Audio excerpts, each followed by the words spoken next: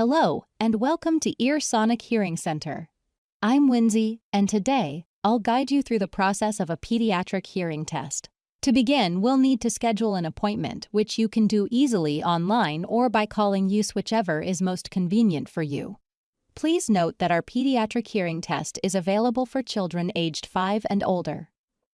For younger children, different testing techniques are required, which we currently do not offer. Before the appointment, please make sure to bring any relevant documents or reports that might be helpful for the audiologist. Our audiologist, Michael, will start by reviewing a medical questionnaire to gather important information about your child's history and the reasons for the hearing test. Then, he will conduct a clinical examination, which includes the hearing test itself. Our pediatric hearing test is a comprehensive diagnostic evaluation that looks at the outer, middle, and inner ear. The test is designed to be kid-friendly, ensuring a comfortable and gentle experience for your child.